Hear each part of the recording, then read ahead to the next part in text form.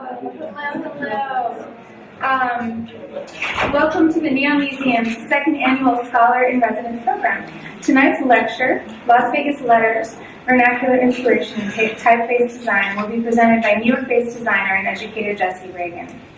I would like to thank our sponsor, Prism CenturyLink, our friends at Earth, Water, Sky, Light, and Video, and John Humphreys, for their ongoing media support for Neon Museum programming, and our partners in presenting this evening's program, the Barrack Museum here at UNLV. As you exit today, please take a moment to fill out an evaluation form. Your feedback is terrifically important to us and our programming goals. If you love this lecture and want to support education at the Neon Museum, tell us what you want us to talk about. Tell us what kind of conversation you'd like to have, because we want to make that conversation happen. Also, become a member. That helps us continue this kind of programming if you're enjoying it as much as we are.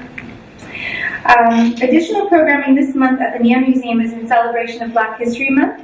All regular tours throughout the month of February will include expanded content recognizing the incredible contribution of African Americans to the Las Vegas community. And on Saturday, February 21st, we will host a pop-up architecture, Paul Revere Williams in Las Vegas, an afternoon of art where young people are invited to create pop-up cards of P.R. Williams' iconic La Concha Motel lobby building. For more information, please go to www.neonmuseum.org. And now I'd like to introduce Jesse.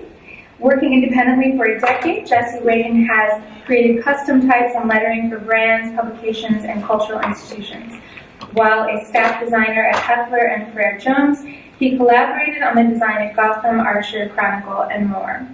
In 2010, he co-founded Type at Cooper, a postgraduate certificate program at the Cooper Union, where he taught through 2014, and he continues to offer occasional workshops and lectures. Ragan received his BFA from the Rhode Island School of Design in 2001. It is an honor and thrill to welcome Jesse to speak about our much-loved summit. Please join me in welcoming him.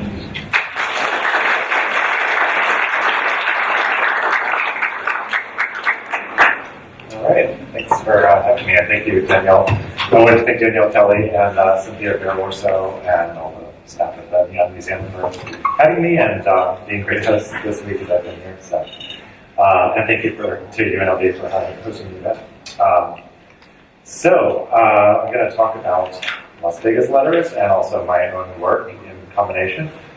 As Danielle said, I'm a typeface designer, and what that means exactly, I'm not sure if all of you are familiar with typeface design as a craft, but basically I draw letters all day. That's what I do for a living. And sometimes they're full typefaces with full alphabet that you can type out in, and numbers and punctuation and everything else.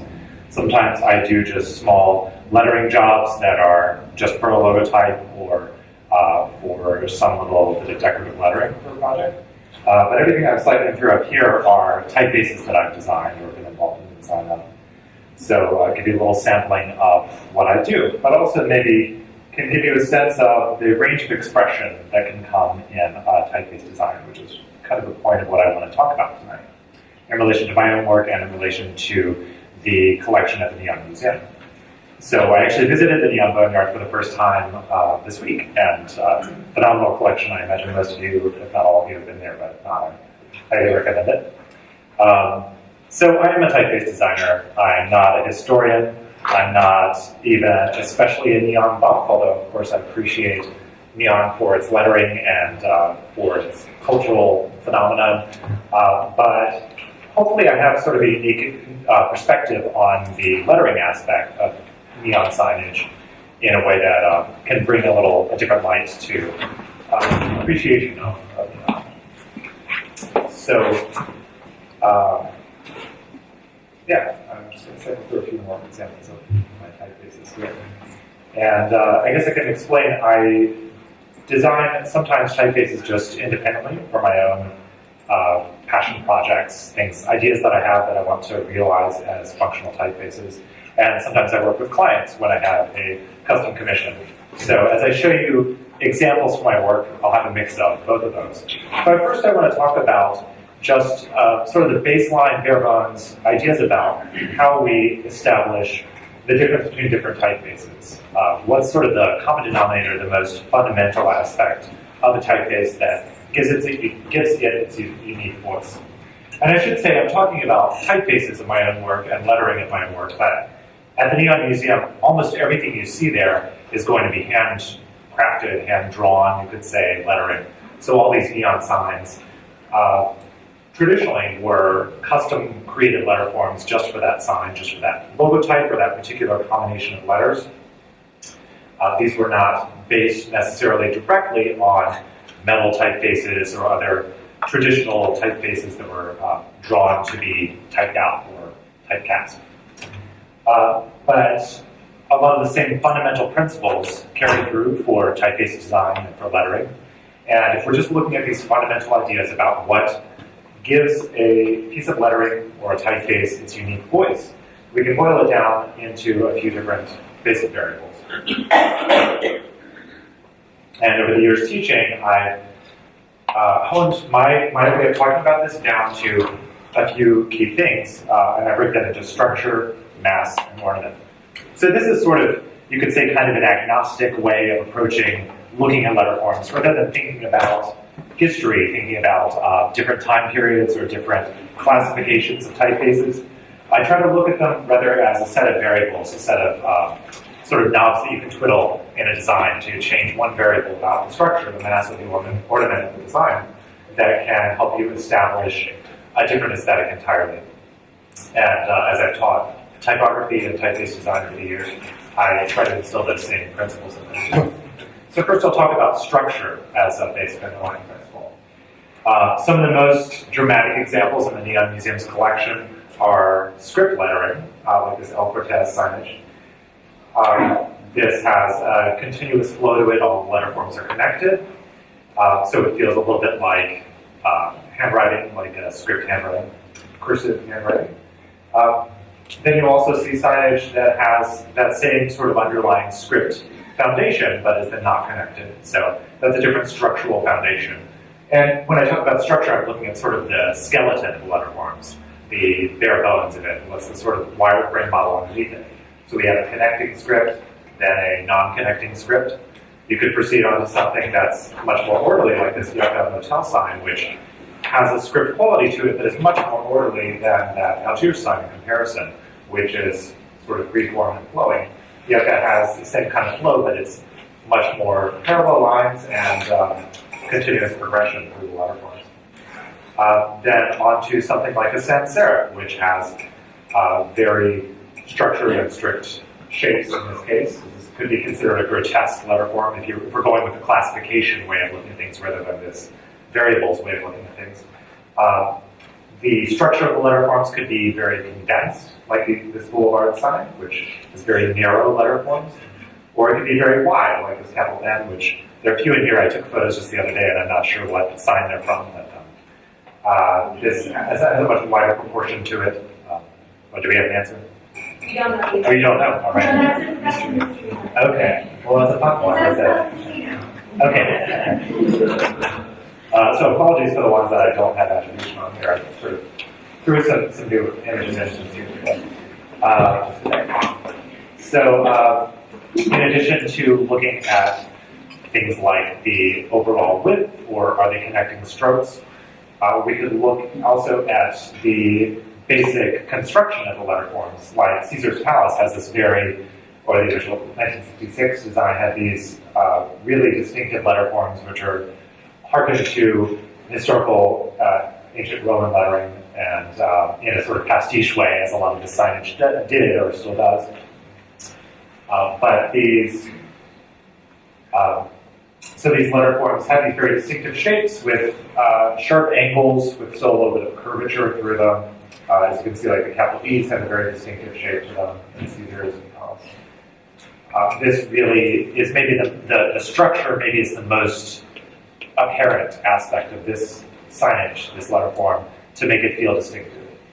And that's, I guess I should say, what my point of approaching things this way when thinking about the Neon Museum is that all of these signs and all of Las Vegas, from what I've seen, it's my first time here, so it's all taking it all in this week. But it really seems to be about this urgent desire to be louder than the thing next to you and to express some kind of unique voice, something that feels different, something that is, it's another casino with more slot machines, but it has its own unique voice or its own unique take on a certain, pulling from a different culture or pulling in some different kind of gimmick.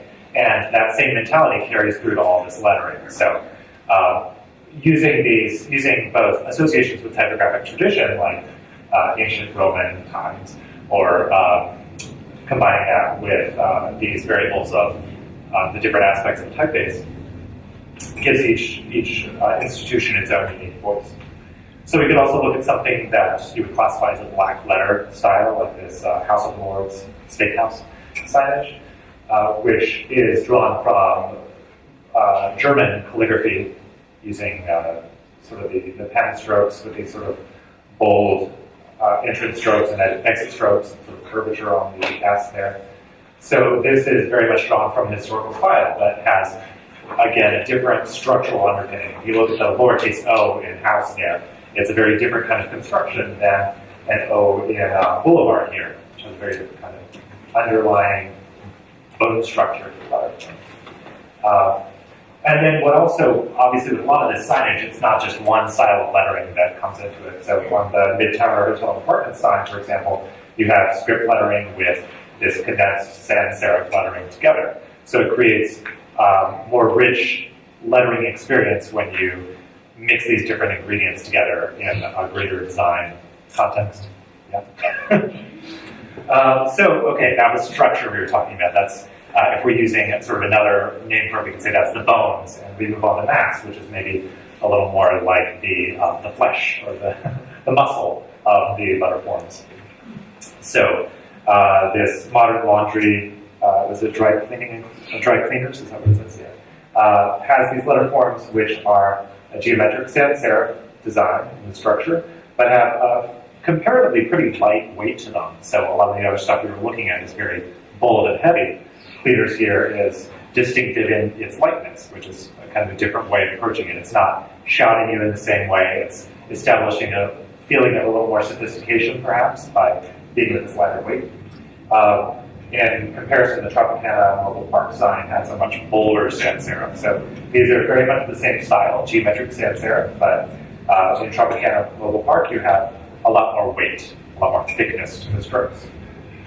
So that's one variable. We can also look at the contrast in the strokes, so the difference between how thick the thinnest part of the stroke is and how thick the thickest part is.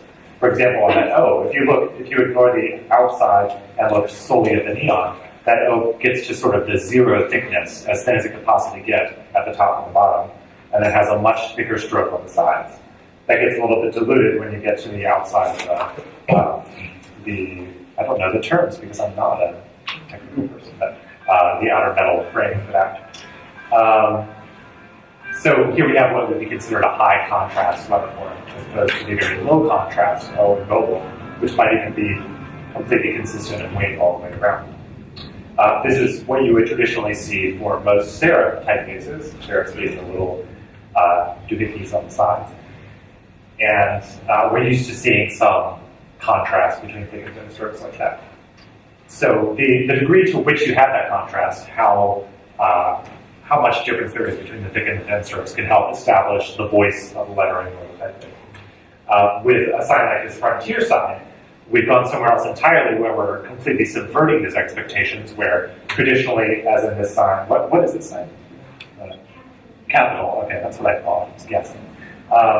So here, all of the heavy strokes go up and down, and the light strokes go horizontally for the most part. And that's sort of the traditional weight structure we're used to seeing. In the frontier lettering, this is the sort of gold rush vibe or late 19th century energy that a lot of typefaces and lettering try to evoke.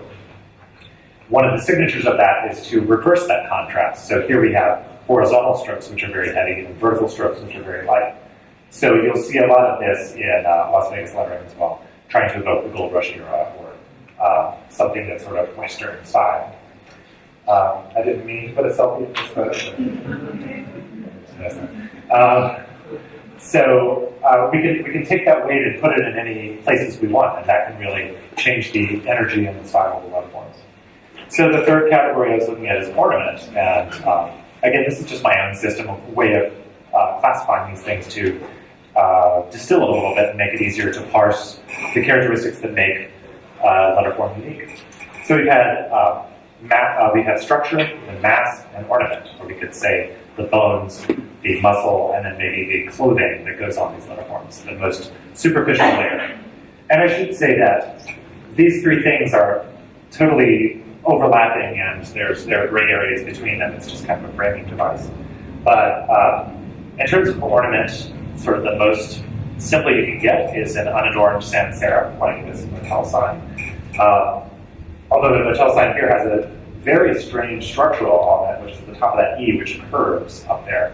So that's, to me, very striking. It's probably not something that most people would notice seeing it, but I imagine the sign painter or sign maker for this looked at this particular combination of letters and said, well, there's not a whole lot to do here. Maybe I'll throw in something to give it a little more panache and a little more style. And putting that little curve in the E gave it a little bit of a unique voice. So here the ornament aspect is really minimal, but the structural aspect is a lot more pronounced. We could add a little more ornament to a sans serif by doing something slightly unconventional, like putting bold terminals on here. The caps C, A, and R have what's called bold terminal, where the end of the stroke goes into a circular shape, but then it's sort of unadorned elsewhere.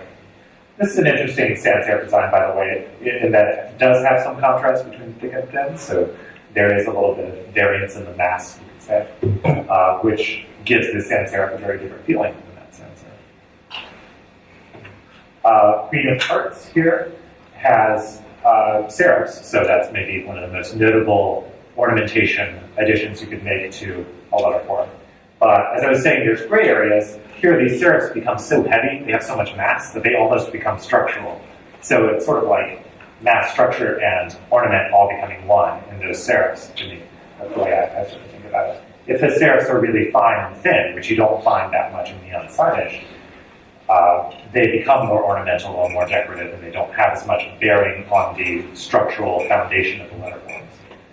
But here we have a somewhat low contrast between thick and thin serif typeface with upright stress, as it's called. The weights are going up and down rather than in that reverse sense.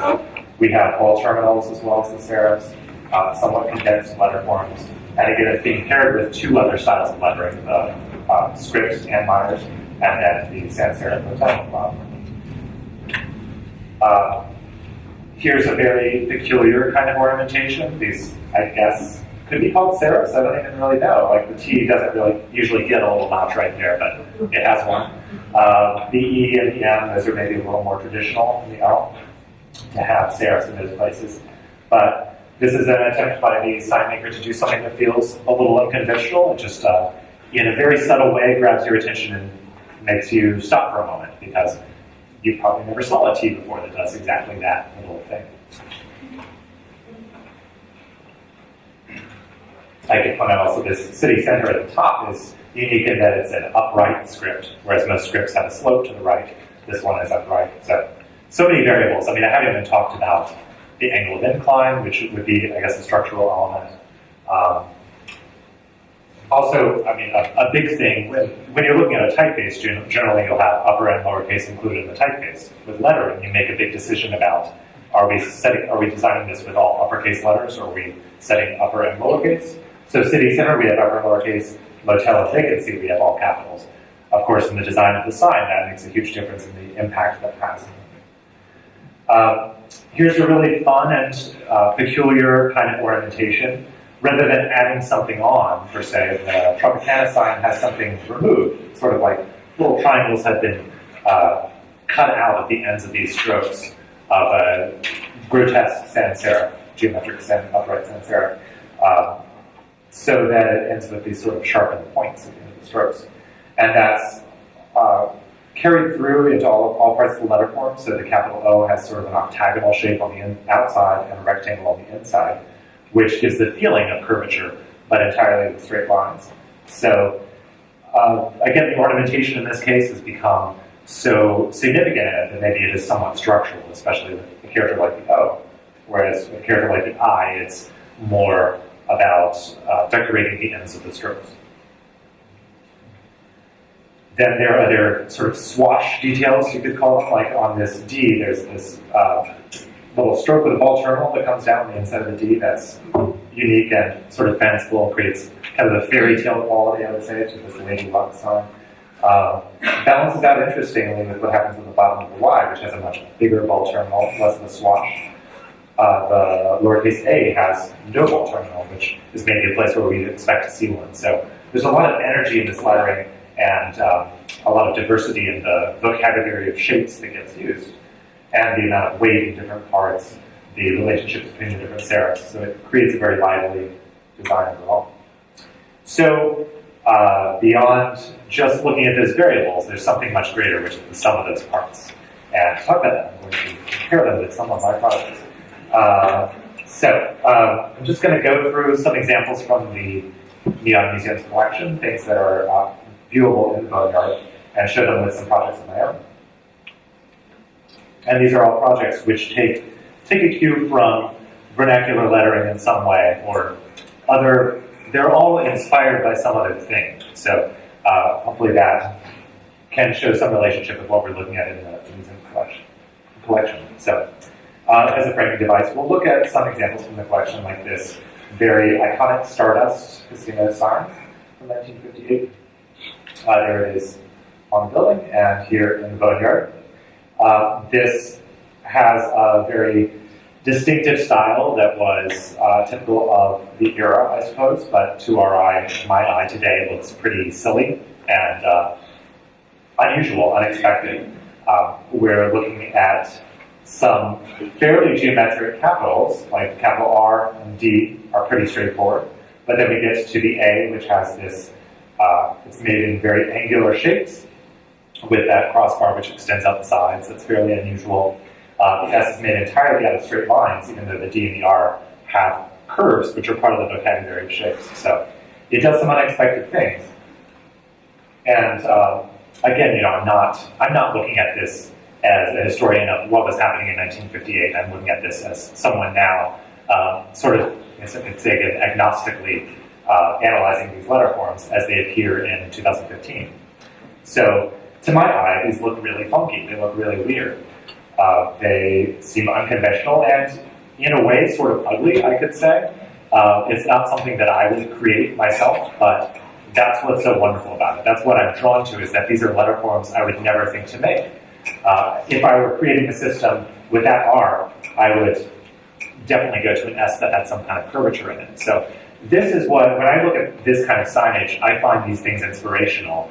The unexpected, the things that someone who's not looking at typography or typeface design from as traditional a viewpoint as I do might come up with much more innovative things. Or someone who's trying to stand out from the herd and do something that feels exotic in one way or another, whether it's looking to ancient Rome or trying to evoke the excitement of the atomic era.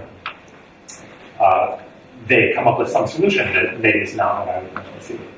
The other thing that's very unique about these letter forms is the way that the mass is applied, where it again becomes sort of structural, that like the capital R, you can see the stroke tapering from the top to the bottom. It's much heavier at the top than at the bottom. So everything is made out of sort of triangular shapes, where the weights vary from heavy to light.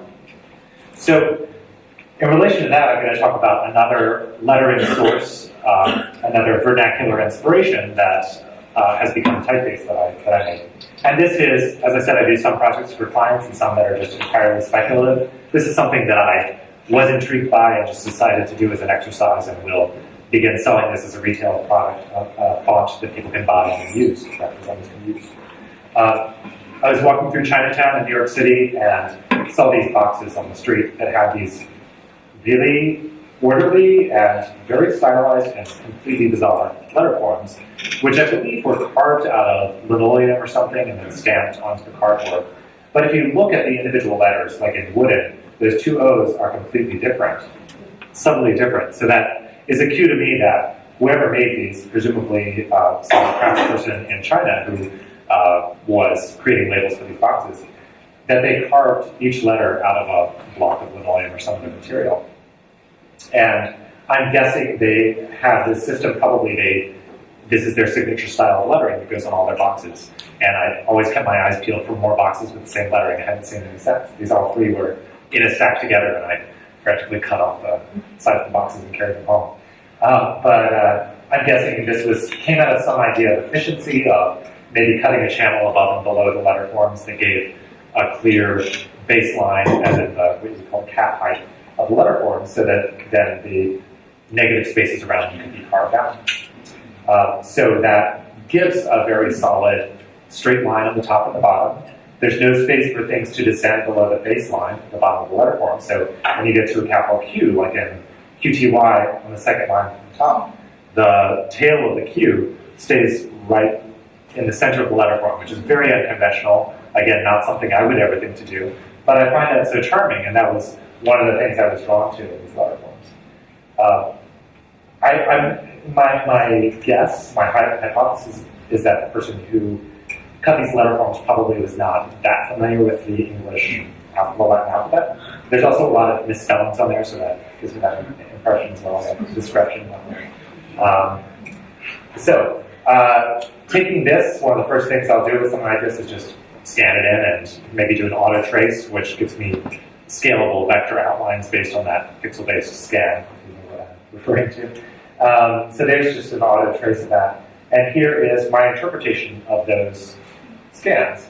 So this is the interesting challenge for me, is to take something that is a vernacular source, something that I want to celebrate the funkiness of it. I wanted to celebrate what's so bizarre and what drew me into it initially, but I want to make it into a rational system which actually functions as a typeface. So there are certain things that I have to iron out, things that I want to regularize somewhat. I want to make all the stem weights, the up and down strokes, feel in the same ballpark, but maybe with slightly different weights. So there's some irregularity, but so that if you have two repeated letters that are relatively light, they don't stand out from the other letters. I want to make a kit of parts that's somewhat modular, but still has some organic quality to it. So this is where this typeface is. I'm hoping to release it later this year. It's a really goofy thing. I don't know who will use it or what they'll use it for, but it's just something that I became enchanted with and decided to take it on as a project. So the other challenge of this also is trying to extrapolate from what I've seen and come up with my own letters. Like this capital R was another sort of signature thing. The capital S, those are both in the original source, and I really liked the way they were created.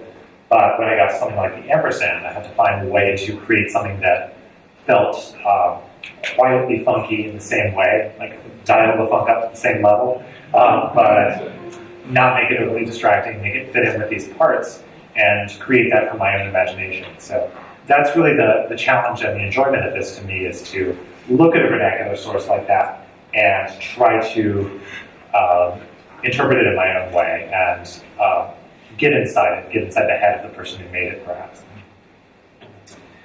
So now I'll show you another little pairing here of like the wine with your entree, the Jackpot Motel with my St. Bart's project.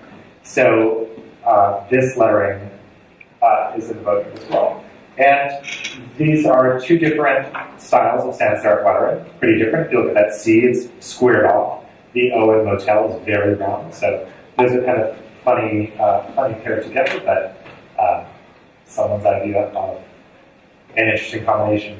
But overall, aside from having that very square shape, the upper line is pretty straightforward. Those letter forms don't have a lot going on.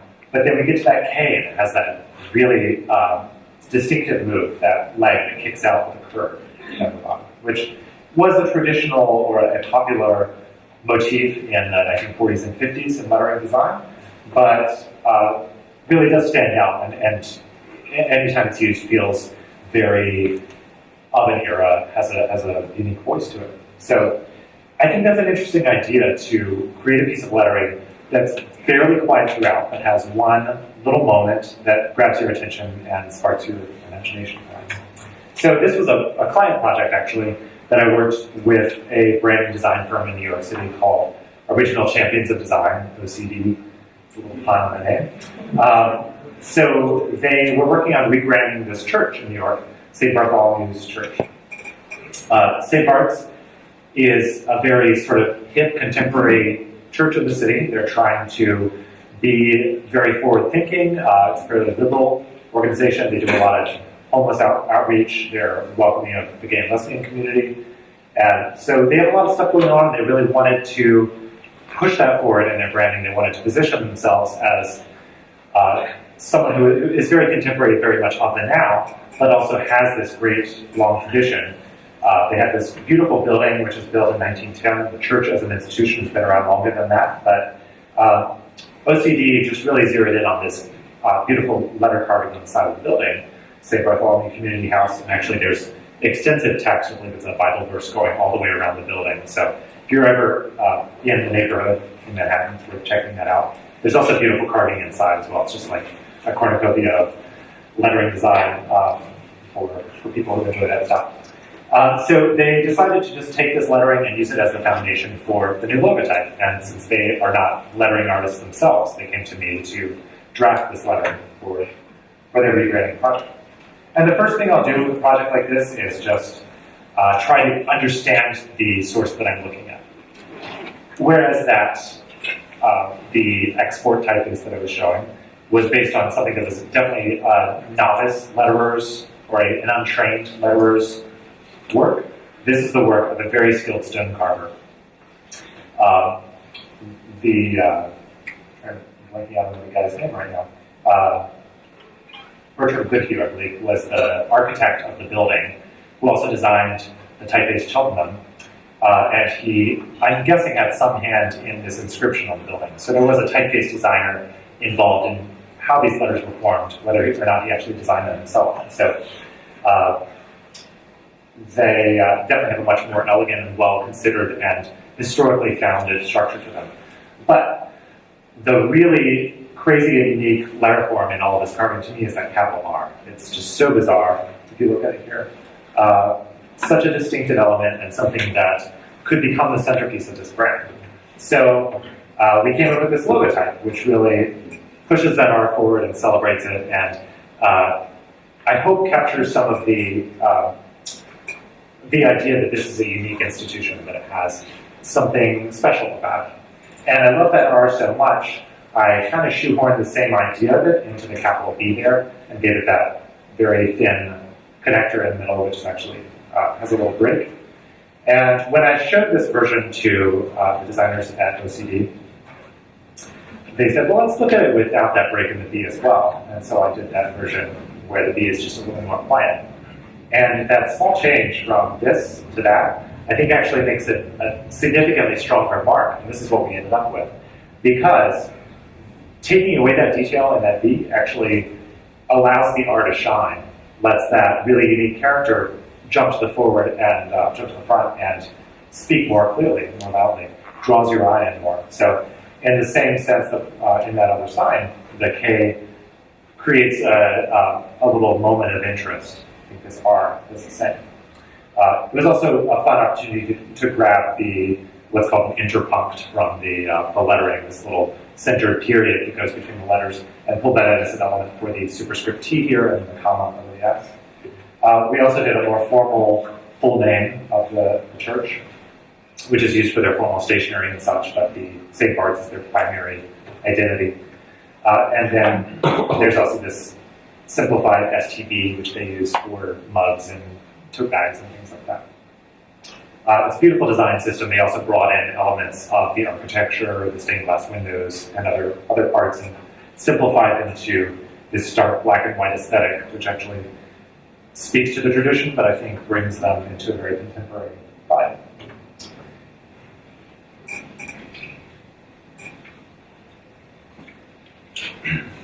Next, I want to talk about the Moulin Rouge sign at the Boneyard, which is really was one of my favorite things to see in person. And I'll talk about it in relationship with this type of proposed script. But what I love about this sign is that more than I think any other, not I think I know, to my opinion, anything else that I saw in Boneyard, this really feels written. It feels like it was made with a brush. And the the fact that that could be done by hand, crafting these cumbersome metal and then bending tubes of glass and fitting them inside, but to be able to capture the feeling, the quickness of the brush and that kind of energy in this logo type, essentially, is such a phenomenal feat. And a lot of the other script lettering that I've shown and that you'll see in the Boneyard, it feels a little stiff, a little forced. It feels like they bent metal to make those letters. But this has that freewheeling energy. So definitely a favorite there. You can see it in the Boneyard and later over there. So what that boils down to is the littlest details of these strokes. It has a lot to do with the contrast between the thick and the thin. If you look at that M, the heavy stroke going down, the light stroke going up, that gives you the feeling of the brush that's pushing down harder on the way down and then letting up on the way up of the stroke. There are these fine pointed ends on the end of the M there, which give it really a sharpness that you could feel the brush hitting the paper right there and coming back up.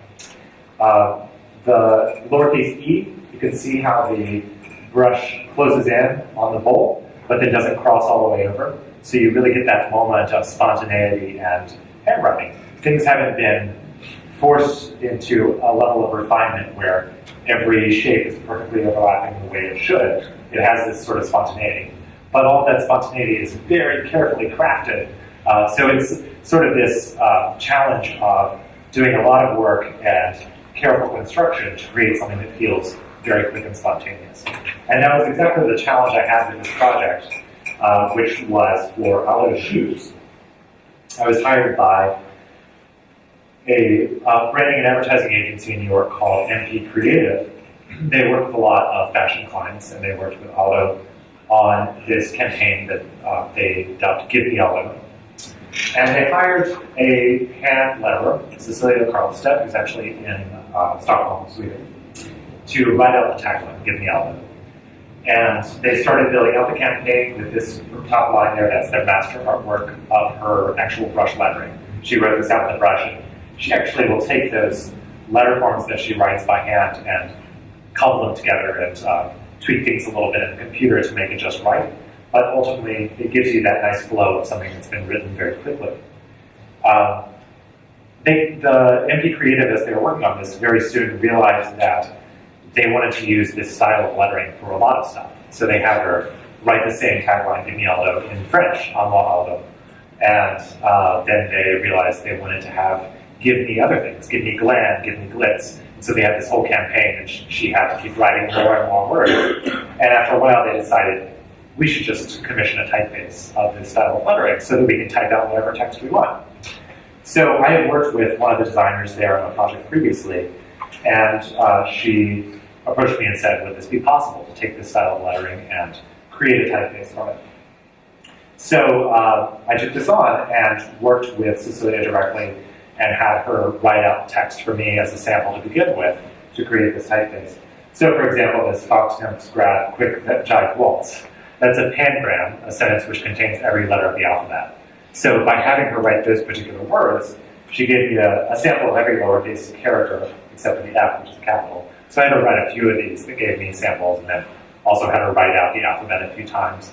But it gave me a sense to see how would she connect the letter forms, what would the relationships between them be. And so I took all of this and sort of tried to digest what she was doing in this source, this sort of, call it a vernacular source in a sense. She really is somewhat of an untrained letterer herself. I don't think she comes from a sign painting background, in any sense, but she's developed this style, which is very much in demand in the fashion world. She does a lot of this kind of lettering for different clients.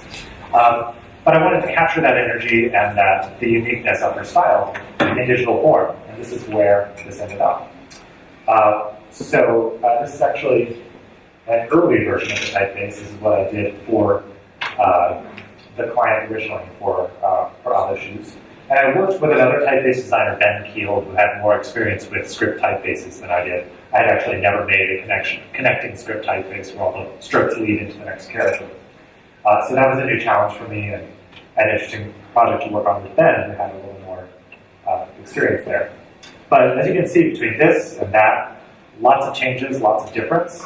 A lot of things just had to go, didn't really make sense in the context of a digital typeface. When you're writing out a single word, you have a static combination of letter forms that are going to do one particular thing. When you have a typeface that you need to be able to type any word in it, you have to look at every possible combination and anticipate all of the problems that will arise when you have two particular characters next to each other. Even if it's an unlikely pairing, it may show up in a website address or an email address or some brand name ultimately. So a typeface designer has to be prepared for any scenario that may come up in the way the typeface is typed. So this is where we end up with the client. But in the process of trying to capture that spontaneity, that energy in a digital typeface, I'm drafting these loose brush letter forms in vector outlines. So here's a little sample of what that looks like on screen for me. And one of the things that I always do when I work with brush strokes like this is I try to break down the underlying structure behind this into individual movements of the tool, in this case the brush. So if you look at this lowercase a, this was drawn in sort of 3 movements, and the brush was put on paper, in 4 movements, but the brush was put on paper 3 times. So we had 1 stroke going down, the brush is picked up, another stroke going up, and then the brush is picked up, and a 3rd stroke going down, and then a turn back without picking up the brush. So if I understand the logic behind that, as Cecilia painted it, that can inform the way I actually structure the vector outlines for this letter form.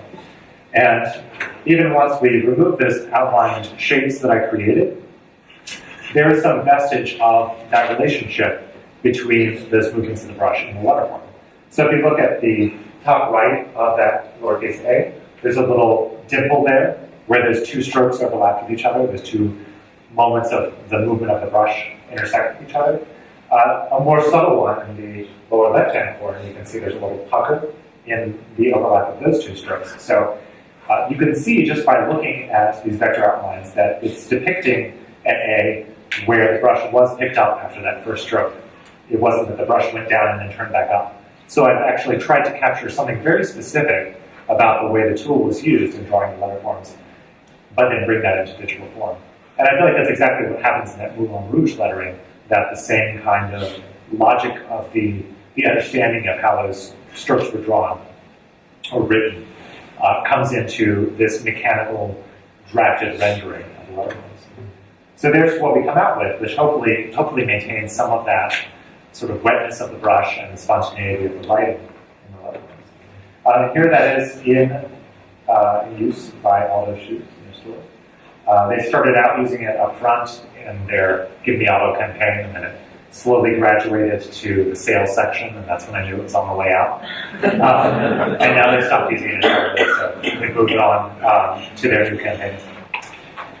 But part of the way that my industry works when I have a client project like this, I will give them the option when they initially commission the typeface to maintain the exclusivity of their license to this design for only a limited period of time. They can use it forever, but after a certain period of time, I have the option to license that typeface to other designers to use.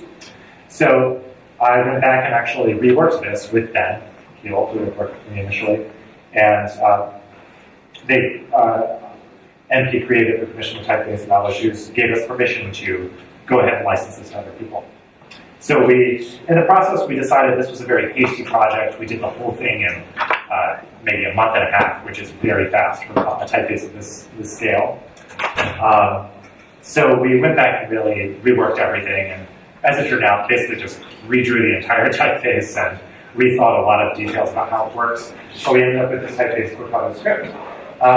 Here you can see this is the version we created for all those shoes, and this is what we actually released as a retail product. So you can see every single letter there has been redrawn.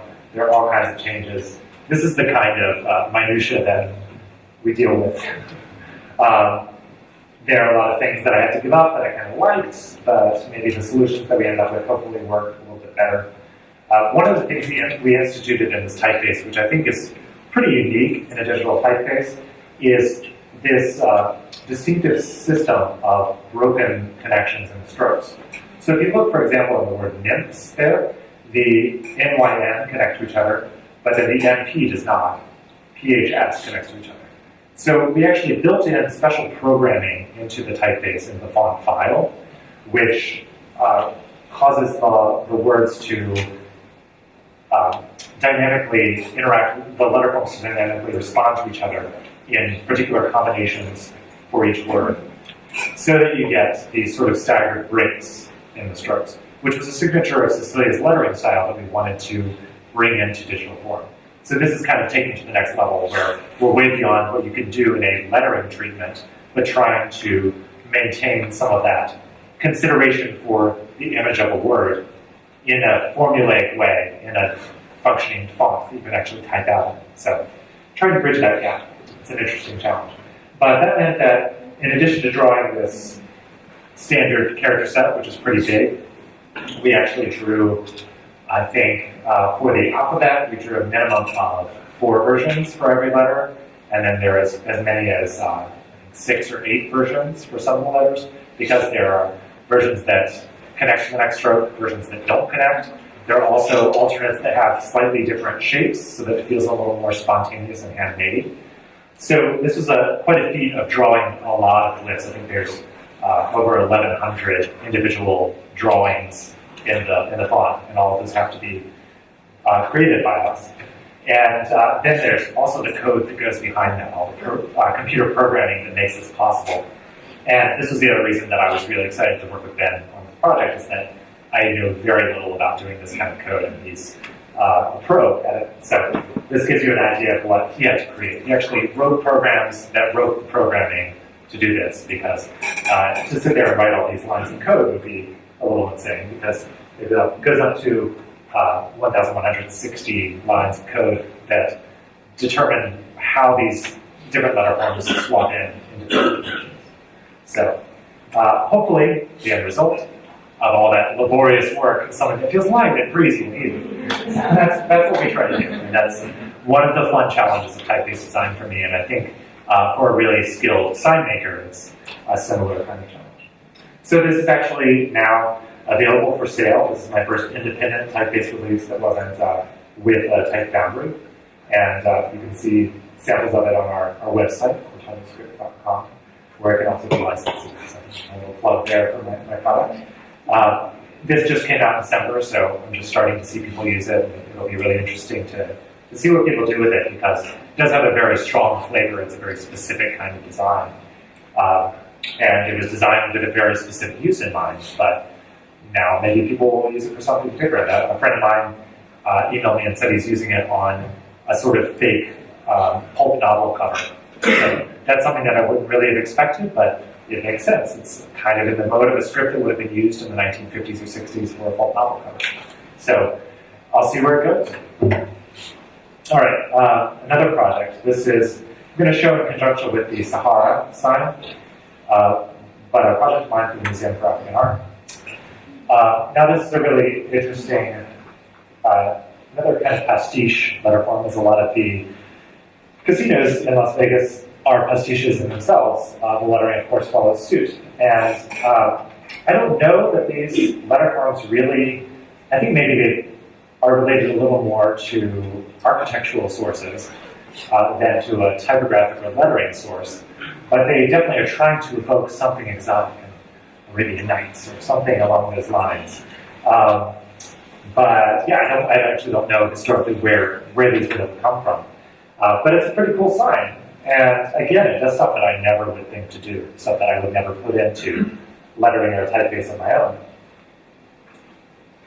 But it's pretty cool. So this is kind of a funny relationship, but when I saw this sign at the Boneyard, it just related so closely to a project that I did also for the original Champions of Design. And this was for the Museum for African Art in New York City. Stern Architects created this building for the Museum for African Art, which is, I think it's condos on the top, and the bottom levels were designed to be this museum. And the architecture was inspired partially by African textile design and actually African architecture design, I believe, as well. And it has this really distinctive system of these windows, which, in the same way that Sahara sign has these sort of tessellating shapes, where they're wide on the top and narrow on the bottom, but it could be AHA, see that combination, where they nest together. These windows do the same kind of thing there, where the windows sort of alternate between heavy at the top and light on the bottom, and light on the top and heavy on the bottom. And OCD was tasked with creating the branding for this new museum location. And they had this idea of actually continuing in the trend of this building that had already been designed, and taking the shapes of those distinctive windows and bringing them into the actual letter forms of the logotype. And kind of like with that Sahara sign, this is something that if you described it to me, I think that's a terrible idea. Again, not something I would ever do. This was an early sketch by Bobby Martin at OCD that developed into this sketch for the museum program. So when he showed me this, I said, actually, that works surprisingly well. It's a pretty cool design, and it holds together, it really locks up nicely, and it provides the opportunity for some really unconventional shapes in the letter forms, but it still has a nice rhythm to it. It still is fairly readable and pretty effective. But when they built this, they knew that something was not sitting quite right, that they weren't fully happy with these letter forms, and so they wanted an expert to come in and actually massage the details a little bit. So this is what Bobby drew, and when I looked at it, really the most significant thing that jumped out to me was the problem that you run into with these tessellating shapes, where if you look at the R and the second A in African, you have kind of what you would expect for an R and an A. The A is narrow at the top and wide at the bottom. The R has a more significant bold than the left at the bottom. But then when you get to art, those shapes have been swapped. The Sahara sign very conveniently, all the A's are narrow on the top, so it works out very nicely. But here the combination of words that they have does not provide that opportunity. And when you get to the word art, unfortunately, the R is narrow at the top the way an A would be, and the A is wide at the top, more like the way you think of an R. So to me, it almost reads as the Museum for African Rat, which is not. So one of the biggest things that I wanted to remedy here was getting that R to read as an R, and the A to read as an A, and for you to see a relationship between the two shapes of R and the two shapes of A, where they feel like part of the same family. They use the same logic underneath for the way that they're constructed.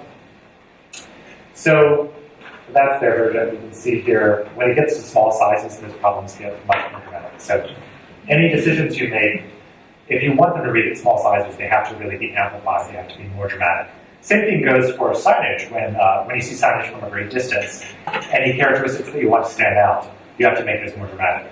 Any difference between two things that you want to make particularly noticeable, those have to be more dramatic.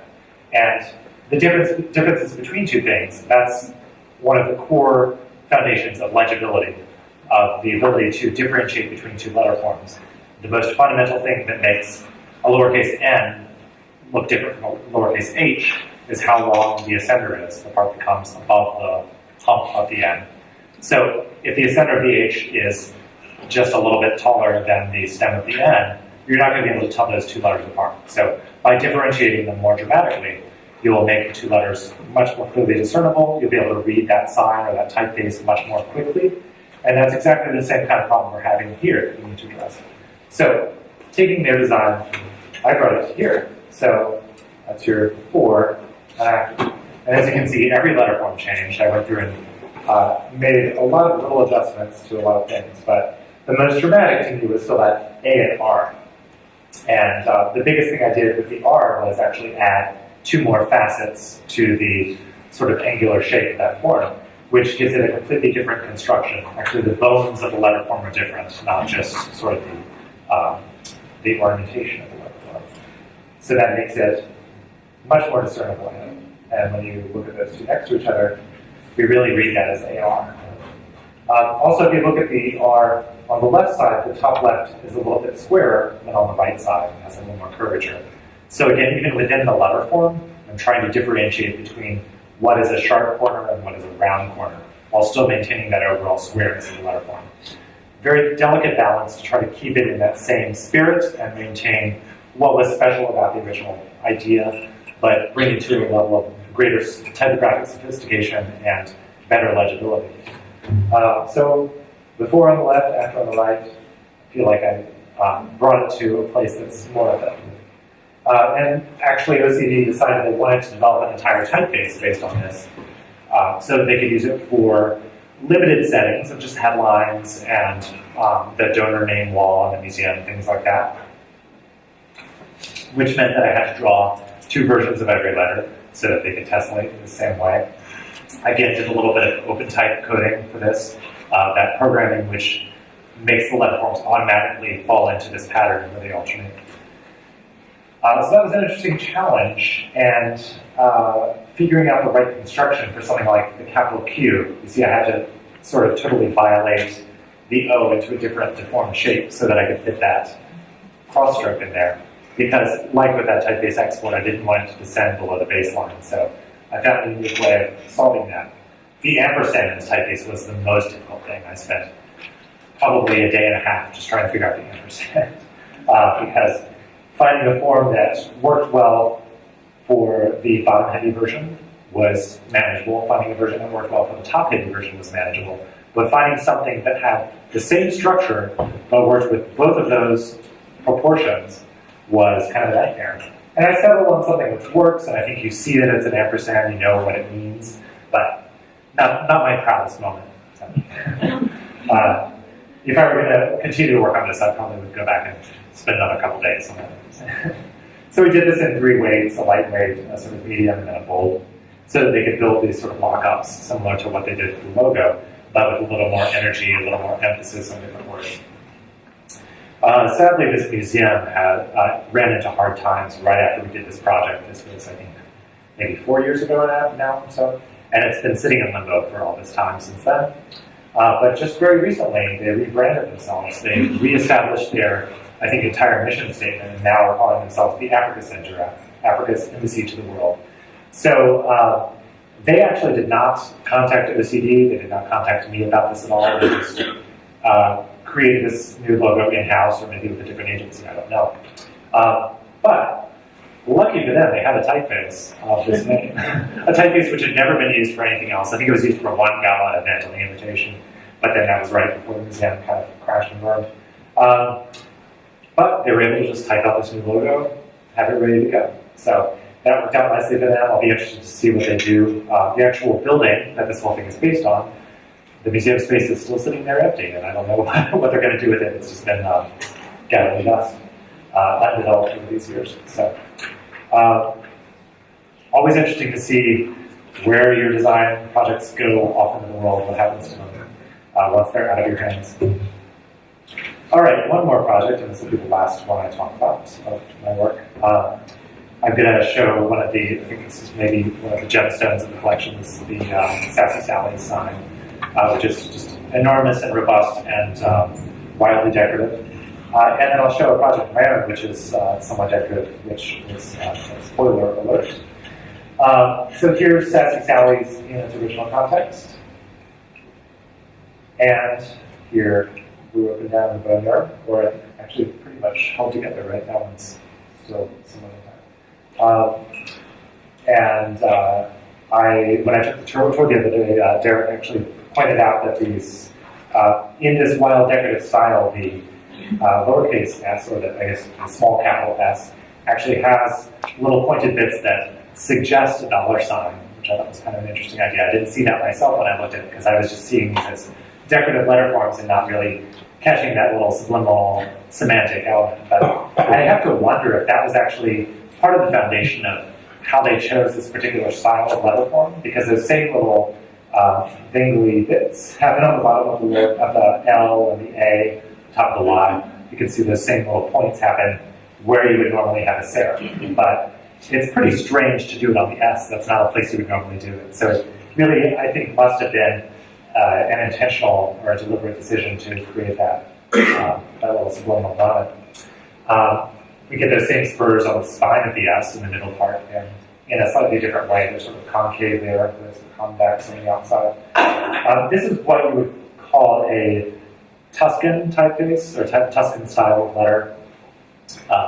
In the Victorian era, when there was all this wild energy of innovation in typeface design and the advent of wood type, a lot of words got co-opted like Tuscan because this style of letter form evoked Tuscany, or there was just like that draw to exoticism. So that's where some of those terms like Tuscan come from, as far as I understand. Not a historian again, but passive interest. So anyway, this Tuscan style of letter form, we have what are often called bifurcated serifs. That's what happens at the bottom of the A and the bottom of the L there, top of the L, where things split. I guess you could maybe call these trifurcated because they split into 3 directions rather than each 2. Often they're more simple, split into 2.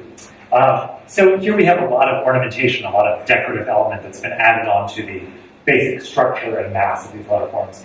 And that's where the real energy and excitement of this Sassy Sally sign comes from, is from that ornamentation, the embellishment that's placed on it. So there's no shame in doing that. There's no shame in really leaning on the embellishment more than leaning on more structural aspects of the letter forms. There's definitely some structural fun, like that Y has that curvy tail, which is kind of unique. So I'm actually on the board for the New York chapter of AIGA, the American Institute of Graphic Arts, design organization which is active nationwide and in Las Vegas. President of the chapter is present here.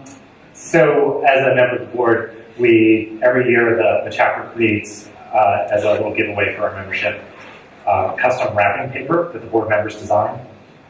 And so we were given a very simple brief. We had the size of the page that this wrapping paper would be printed on, and 2 specific spot colors that would be used. This wild bright orange and sort of, well, let's see, interesting color combination. But I wanted to create something that felt really festive, and I was kind of interested in this sort of fantasy quality, something similar to what that Sassy Sally sign evokes, something that felt sort of like the magic of Christmas. And I liked the idea of using this term that's become so popular in our culture, spoiler alert, and putting it in a style that felt kind of 1950s, 1940s fantasy Christmas spectacular vibe. And so to start the project, I actually looked through an old lettering book I have, where it's actually a compendium of old lettering from the 40s and 50s, and found this little bit that I really liked, which was just the word carnival. And this is not quite a Tuscan serif design, but it's something kind of similar, where there's a lot of what's called cupping on the serifs, the sort of bowed shape at the bottoms and tops of the letter forms. And something which has a lot of ornamentation, a lot of embellishment on it. It has little pointed swells in the middle of the strokes, the same way that you have in that S in the Sassy Sally, which is a feature often of Tuscan typefaces as well. But this is maybe a little more tied to the Lombardic capital tradition, if you're following along with the historical aspect of this. Kind of a combination of the Lombardic capital tradition and the Tuscan style of typeface. Anyway, I found this thing I thought was kind of fun, and I used it as a source for my own work here, and created this, which takes a cue from a lot of things that happen in that lettering, but I also just went off in my own direction with a lot of things. I kept the sort of fun inline here, added some more inline elements, changed the structure of a lot of the letter forms, brought in some other very lettering-specific characteristics, like that L on the top line, which goes above the cap height, and the lower line, it stays right at the cap height, has a different closing serif on the 2 different L's. So I tried to really take advantage of the fact that I was doing lettering rather than a typeface, where I could have something different and fun happening with the 2 E's, the 2 L's, the 2 R's, so they all had a little bit of a different character. But really celebrating this sort of ostentatious, fun, energetic style that feels whimsical and somewhat retro like this. And this is the crazy color scheme that they gave us, and we all had to work with. So that was kind of fun. I hate working with color because I'm a shape person, and so when someone hands me a color palette, I can work with it. So this is the wrapping paper actually in use. And I think it's kind of a fun way to evoke a Christmassy feeling without resorting to the traditional colors of Christmas or other sort of tropes of Christmassy design, holiday design. Okay, so that's the last of the projects I wanted to show, but I guess I wanted to speak to just, there's so much more than just those variables that I was talking about, and there's so much more than just thinking about the shapes of the letter forms. As I said, I'm a typeface designer, I'm a lettering designer. I really look at form and counterform in a very limited kind of way that applies to the kind of usage that my work sees. But there's so much more happening in this stuff that you can go see at the Boneyard and see in the signage around the city. These are actually sculptural objects, and they are the fact that it's built in the way that it's built with different kinds of lighting, different channels for the shapes. This bee, for example, it becomes a sculptural object the way that it closes in on itself, and you could depict something similar to this in a kind of chromatic design, like that spoiler alert, where you're using multiple colors to build the shapes. But I think there's something inherent to the way that the neon itself is used as a medium.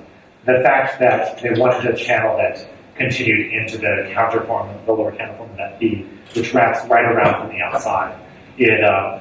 The fact of the medium actually influences the way the shapes are made. So I think that's a really fascinating aspect of this vernacular, of the neon lettering vernacular, that can be inspirational to designers, and something that I think after visiting the museum and seeing that collection, I think will probably creep into my work more. This was a really interesting thing to me there as well, where we have on the top line there in Huntridge, there's a serif letter form. Letter forms with those little, you could say, decorative elements at the end, where the strokes swell a little bit.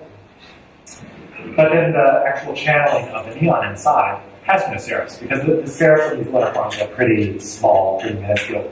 So they were a small enough feature on the letter form that the sign maker who created neon chose not to carry that element through to the actual tubes.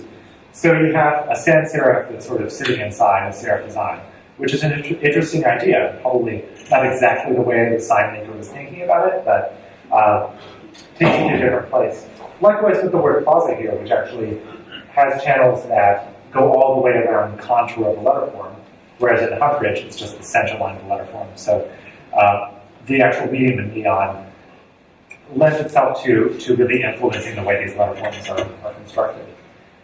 This one, another Tuscan design. This is definitely called bifurcated because the end's really, the stroke splits in half, like a hair that's been parted or something.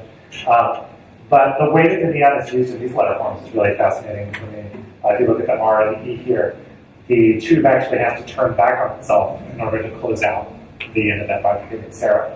So the way that that happens, the way that on the crossbar of the E you get a double crossover of the shape of the tube, really changes the way the letter forms are constructed. So I just wanted to really emphasize that what I'm looking at is from a very particular perspective, and I think there's a world of other lettering and typographic inspiration that can come from this kind of medium and this vernacular, and has and does influence a lot of other designers. So it's a really rich typographic and lettering resource that you have here. Also, I wanted to point out this La Concha sign, which is, of course, sort of the flagship of the museum, since they have the actual lobby of La Concha there as their visitor center. This really speaks to this interesting idea of letting the letter forms relate to an architectural element. This is the shape of the lobby of the hotel, which actually formed the structure of the letter forms. I imagine the entire style of these letters was arrived at by creating that CH sort of ligature connection for those two letters that sort of led to the way the lowercase c would be shaped, the way that the capital L would be shaped. So these particular problems of creating signage for a building and trying to exist in the landscape of Las Vegas lead to lettering decisions that you wouldn't find anywhere else in the world. So I think that's really what's so special about this collection and so special about this medium. So, thanks.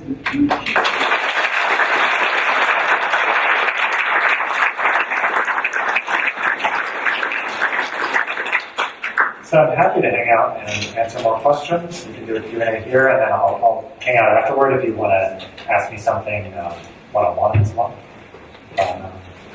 Yeah. Anybody want to ask? Yeah, right here. Actually, speaking as a typography student, what's the quickest way to establish a cohesive between all of the letters? Creating that system. creating a system, a universal system where the letter forms work together as a family. Is that what you're asking? Yeah, I mean, when I designed them, especially as someone who hasn't really studied that, Right. kind of all end up looking like from like a bunch of different places. Right. Well, there are systematic ways of approaching it that typeface designers have passed down through centuries and have been passed on to me. We typeface designers like to feel like we're part of a long lineage. It's kind of fun. I think, well, it's not crap, probably. But so one of the techniques that's been passed on to me is the idea of really laying a strong foundation before you build up the more outlandish parts of the typeface. So to lay that foundation, when I'm designing a typeface, and when most typeface designers approach a project, they'll think about the overall aesthetic and the more outlandish elements. What is the complex form of the lowercase g going to do? That's a really that has a lot of flavor in it. Things like that. You'll think about those early on. But once you start actually creating a typeface design, it's good to start with that really strong foundation, the bedrock foundation, and that will be characters like the capital H and the capital O, which have just the primary shapes. It's like a square and a circle. Capital V is a triangle. You bring those elementary shapes together and get those where you want them to be, where they feel really harmonious. It's a delicate balance between capital H and capital O. When you look at those really distilled, simplistic relationships and get those figured out, then you move on to the capital R, and you can start to pull from the capital H, the capital O, and the capital V, and form an R that feels harmonious with all those other things. As you move on to other letters, more and more complex, starting from the simpler things and moving on to the complex things, you can use this, sort of develop this vocabulary of shapes cumulatively and create something that actually works cohesively on that strong foundation. So, does that make sense? Yeah. Another? Yeah. Did you say that you collaborated in the creation of Ragan? Yes, yeah. So I was really a junior designer. It was one of the first projects I did at Half-Life Jones. So I got that job in 2001, straight out of college, and learned a lot on the job from Jonathan Half-Life to Tobias Jones, who were the partners of that company, the principals of that company. Tobias Jones really did the vast majority of the drawing, I should say. And I worked as a junior designer under his guidance and drew like the lightest weights and italics for it. Fill out the character set for the condensed styles. So a lot of times that's the relationship that typeface designers will have with the junior designer. Build out the basic parameters for something and then have the junior designer carry out the design into the outer extremes. Other questions?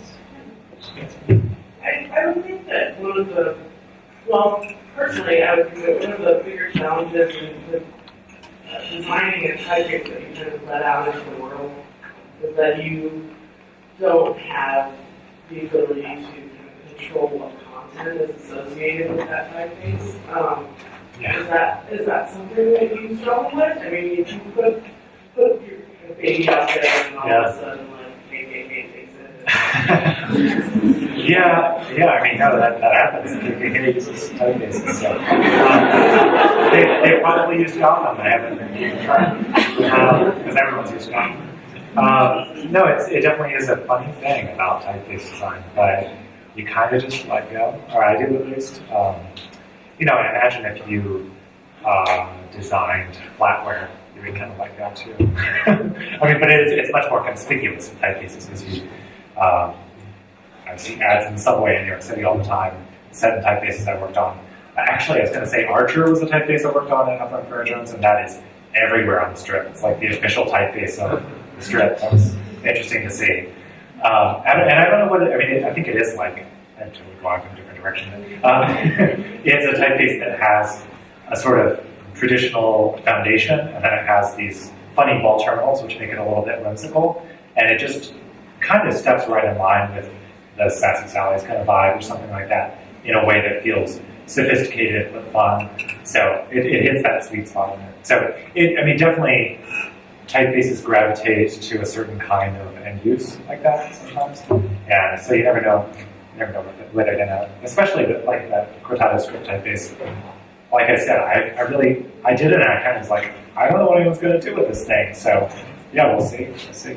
But Try not to be too invested. Yeah. See your children go off in the world and make lives for themselves and alienate themselves from you. Anybody else? You showed the Huntridge lettering and how the serifs were too difficult to make with the tubing. Have you worked with different scales and maybe stepped back from the project and thought, oh, maybe that could have been in a different way, a little bit better if it was in a big scale versus a small scale? Yeah, there's definitely space in a lot of projects for treating letter forms differently depending on what size they'll be used at. So in typeface design, sometimes you have what are called optical sizes, where you have a version built specifically for use in text and a version built specifically for headlines or larger display usage. I did a typeface for V Magazine. It was one of the ones that I showed in the initial typeface designer slides. But it's a condensed sans serif with really heavy thick strokes and really thin strokes. And that's something that looks beautiful at large sizes, but when you set something at smaller, closer to a text size, those thin strokes completely fall apart. So in that case, I made for them, I think, 5 or 6 different versions with different levels of thickness for those thin strokes and a little more space between the letter forms so that they could set text at a range of different sizes and it would still feel part of the same family, it would have the same feeling of high contrast between thick and thin strokes, but still hold up for different sizes. So that'll even happen sometimes for logotypes where I'll do a version that's meant for use on business cards and another version that would be meant for use on packaging. Somebody else? Yeah, I was curious how you contend with plagiarism, especially with the web and free font space and people mimicking something that you created. Yeah, I guess there are kind of there are 3 kinds of infringement that are problematic. One is people simply like taking fonts that you've created and making them available online for free, putting them on some like BitTorrent site or whatever, the same way that movies and songs get put up. There's the problem of people taking other people's typefaces and maybe modifying them in some way or maybe not, and then actually selling them or changing the name of them and presenting them as a new product. Then there's the problem of people looking at the design of someone's typeface and then copying the way that it's done, but building an entirely new product that's basically a rip-off on it. The Coca-Cola logo that someone uses inspiration to get an entire font. Yeah. So all 3 of those are kind of problematic, and for all 3 of them, there's not a great solution. There's not great legal protection for typeface design. There's some. I haven't really dealt with this stuff that much myself because I most of the typefaces I've worked on have been for other people, so it's their problem. But now as I'm starting to release more typefaces of my own, it probably will become more of a problem. And what several of my colleagues have said who've dealt with these problems, what they've said is just the solution is to just keep making new stuff, just keep moving forward and let go of it. And there's going to be a period of time when your font is not available on the BitTorrent sites, and you'll sell more then, and then maybe sales will go down as people start pirating it. And I think maybe it's the same thing for all creative industries where things get knocked off, is just keep making new stuff. Oh, yeah? So you make a lot of logical and rational decisions doing all tech design, right? Do you find it particularly difficult to deal with the rational decisions and like brush type and all these typefaces? I mean, that's the challenge of it and the fun of it. And I would say maybe more a challenge for me than a lot of other of my colleagues because I can be very dogmatic, I can be very conservative in my way of thinking about things. So when it gets to something like that, Cortado script, which has a lot of unconventional shapes, has a lot of shapes that sign painters would normally not do, but that Cecilia Karlstedt chose to do. Finding that happy medium is really challenging, and there's really no, for me at least, there's no 2 ways about it that I'm going to end up overworking things. I'm going to end up working at it, and usually what I end up doing is I overwork it, I get it to some place, and then I just step away and come back a few days later, and half the time I just completely scrap. I spend a day working on and do it again with fresh eyes, and probably with the benefit of that experience of having gone through that process. But if I approach it with fresh eyes, I can do it a little more lightly and a little more fluidly, and hopefully get a result that feels more easy. I guess that's kind of the challenge. Yeah. You adapted any of your fonts specifically for the web? Yeah, I've done a little bit of experimentation with designing specifically for screen. Actually, if you look at the lowercase a, the very top left there, that was drawn specifically for screen.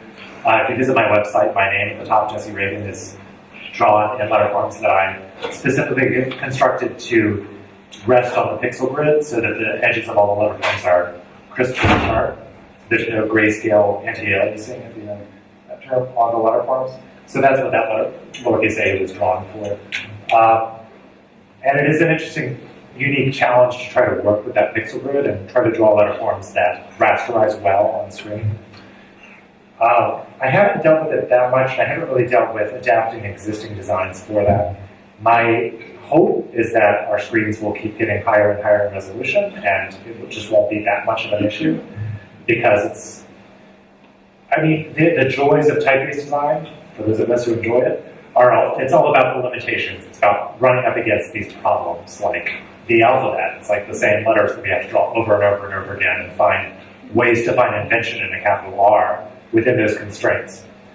Those constraints are fun to me. The constraints of drawing so that it rasterizes well on pixel grids, not so fun to me. Some of my colleagues love it. I have friends who really enjoy drawing for screen, and great for them, but it's not really my favorite challenge to work with, so I'm just biding my time till that passes. But no, I am working on some things that I'm really gearing toward screen use. And like Cortado Script, which is a very decorative display face, we created a web version of it, which has some compensations made specifically for use on screen. So it's definitely a pertinent issue in our time. I thought I saw a hand starting. Oh, right there. I don't know if you answer this, but like, if you were to license a font like maybe for free, when I was younger, I used to get fonts because I didn't know any better. So when I looked at the README of them, it says like, for personal use and commercial use, what can you not do with it? Like, when it says commercial use, I'm not really sure what it means by like distribution of it on the font. Well, yeah, it depends on every different typeface license, what they're allowing, so you have to really look at fine print of what they say. But it sounds like what you're talking about is sort of a shareware model or a freeware model where, I guess, Creative Commons, maybe more contemporary term for that, where something is made available that you could use on personal projects or maybe student projects, but anything where you're actually earning money for it, I think would be considered a commercial project. Anything where it's being used to advertise a product, where money is being made. Basically anything where the typeface is being used to make money. I believe that would be the line you would draw for a commercial product, but speak to your lawyer.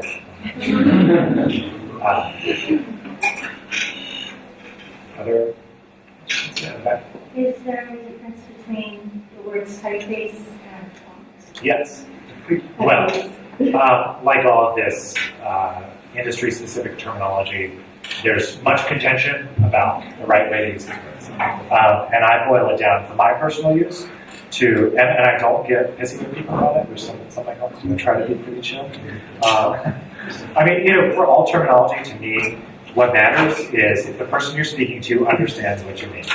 And so, I'm going off on a tangent, but people will use, sometimes when people are talking about how heavy the stroke is, how thick the shape is, they'll say width, and they'll say the width of the letter. And if I'm talking to a client and they say, this letter's too wide, I usually stop them and clarify, so are you talking about how thick the stroke is, like the measurement across that stem, or are you talking about the overall width of the letter from how far it is from side to side?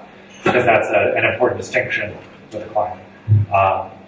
If they use another term in a way that I'm not used to, but I know what they mean, I don't bother. It's all about communication. So, but 95% of the time, if you're talking about fonts and typefaces, the words could be used interchangeably, and the person you're talking to will know what you mean.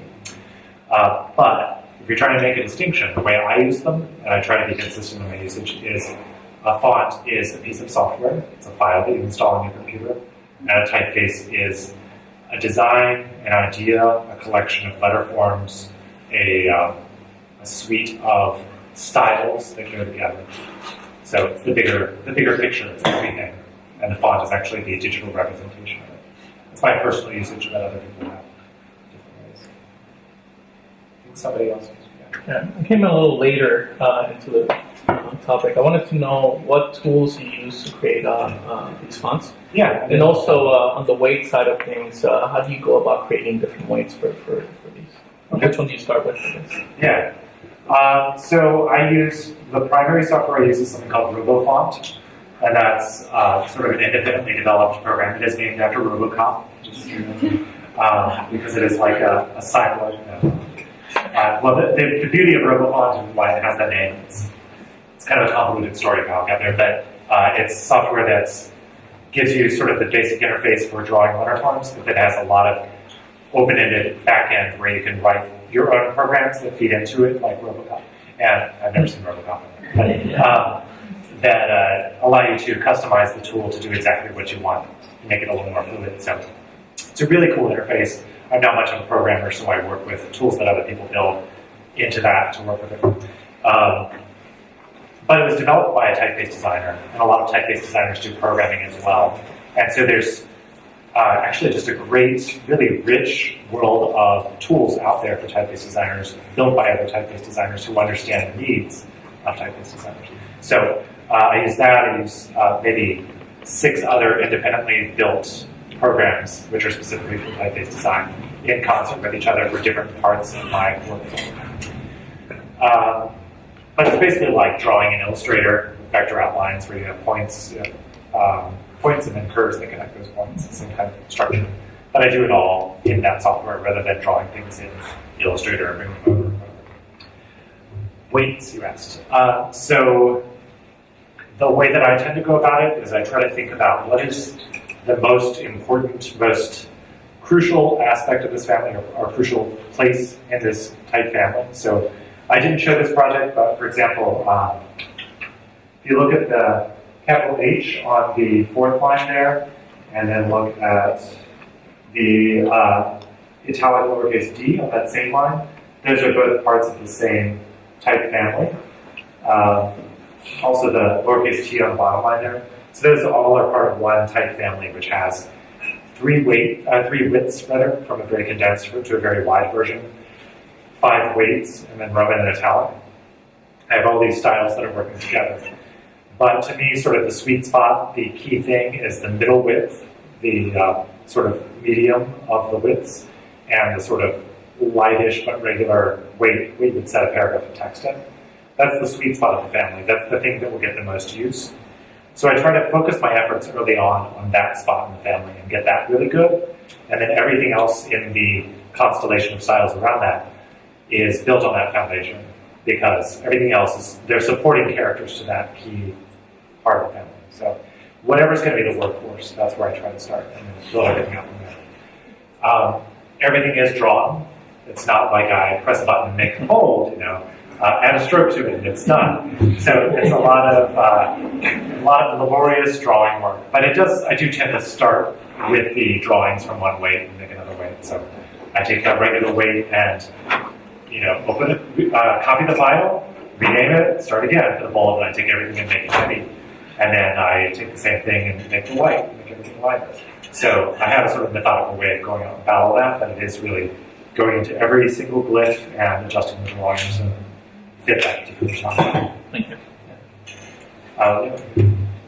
Do you think you'll ever come across a time where maybe you already have, where you will have to create a font, sort of like this composition that's just a juxtaposition of all these various quirky letters of their own that have their own song and are completely different, perhaps to avoid other pages, combining all of your fonts and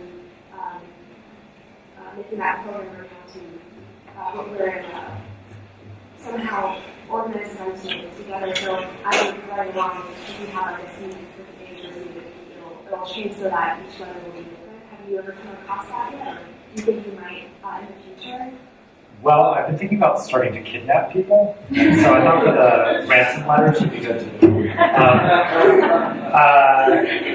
Yeah, I mean, I can't really think of a scenario where I'd want things to be that wildly different. But one of the early slides, the type designer slides, was a handwriting font. So maybe that's a good example of in that typeface, which was based on. Is it font? There's a logic going on in my head when I use this word.